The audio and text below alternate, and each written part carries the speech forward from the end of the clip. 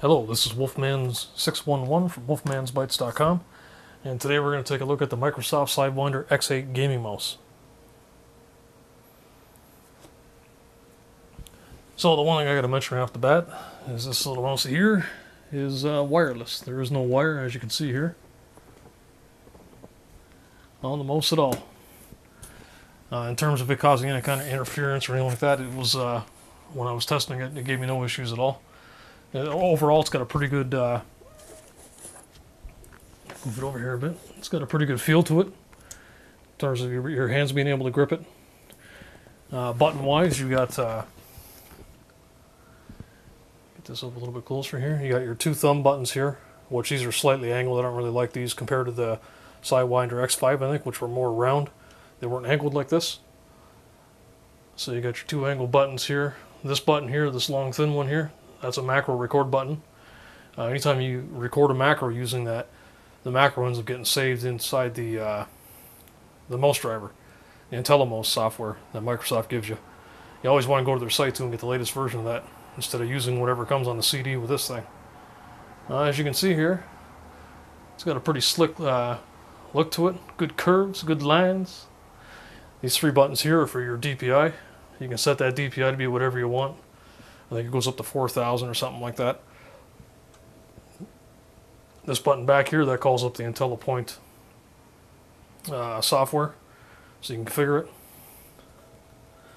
Of course here, your standard mouse button there, another one over here, my finger is. The neat thing about this mouse is they finally decided to actually go ahead and put the tilt wheel, like the Logitech mice have. This is the first gaming mouse from Microsoft to have this. So that's a pretty good feature too. So you got your 1, 2, 3, 4, 5, 6. Plus you can push the mouse button down, or a mouse wheel down. So that's 7 button mouse. Not too bad. I don't think you can program this this button here to call to configuration software. You might be able to program DPI buttons. I was testing one mouse I could do that with, but I'm not sure if this was it or not.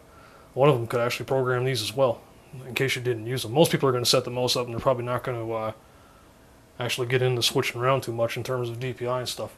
Although the DPI is interesting to have if you're into a first-person shooter. You can get the sensitivity backed off when you're, say, using a sniper rifle and you're all zoomed in with the scope.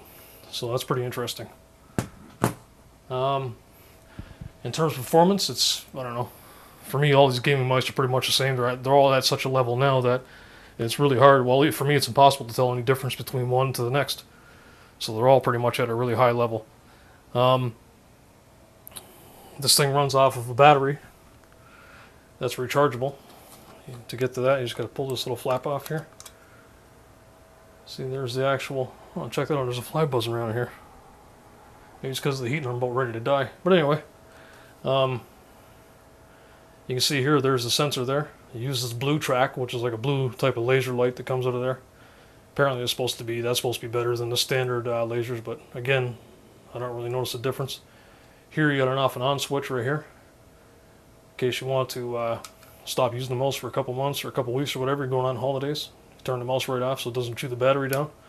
The battery itself, if I can get it out of here,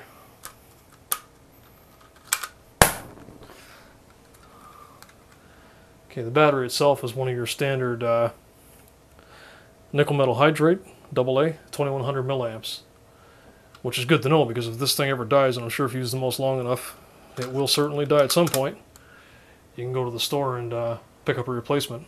Just make sure it's got the same milliamp rating.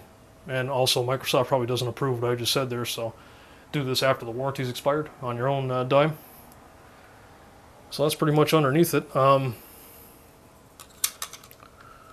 of the interesting things about this, it seems to be something that all these game manufacturers are doing nowadays, most manufacturers, is that these feet here come off too, which I don't have the fingernails to get them out. But these little, right here, feet, they will pop right out. And apparently the whole idea of that is that so you can turn around and change the friction.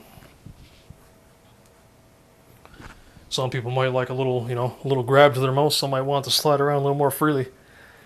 Now, when you get this mouse, it comes with a wireless receiver, and that is pretty much right here all wrapped up Anyway, unwrap this. It's got a good lengthy mouse cord. Now this part here is interesting. They actually have the tether that goes to the mouse is all coiled up here as well. It actually wraps up. So you got to uncoil this, and then here's your little. It's probably hard to see that.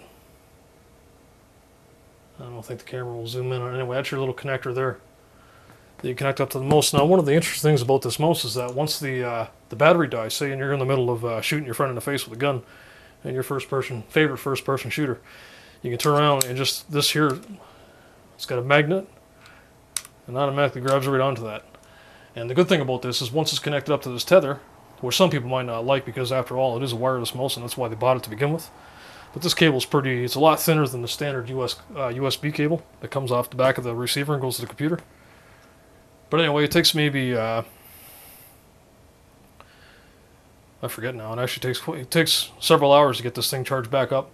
Once the battery is fully charged, you can use the mouse for I think about a week before the battery dies, and that's pretty steady too. That's using it pretty much constant every day for that week, all night and day. Well, not all night, but pretty much, 12 hours a day at least. So that's it there. When the thing's charged, you just turn on and pop that little connector off there, and away you go. You're back in the wireless mode. Now, one thing about the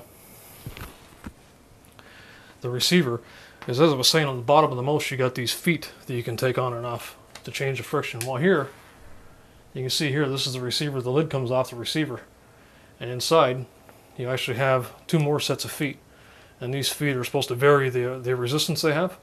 So if you want a mouse that grabs a little more or slides a little easier, you can change the feet on here. It's 4 feet, one set here, and one on the mouse. So you got 3 different sets to play with. So overall, I'll put this cap back on here. That's it there. That's the receiver. Nice rubber feet on the back here, so it doesn't slide around or anything. Once you set this thing down, it doesn't move.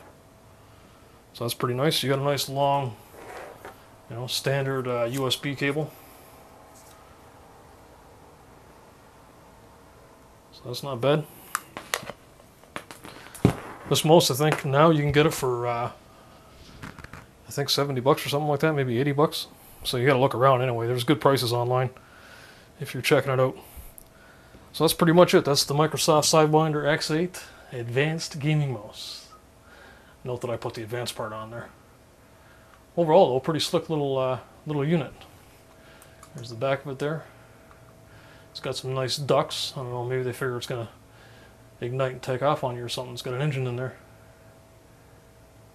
So that's it. Microsoft Sidewinder X8 Gaming Mouse, 7-button. Like I said, you might be able to program these DPI buttons. You have to check into that, not sure. It's been a while since I've looked at this in the review. Anyway, that's the review. The video review, go to the website, and in there, actually that'll tell you in there if you can actually program all those DPI settings or not. But the text review is a lot more detailed than the video review. This is Wolfman611 for wolfmansbites.com. Signing out.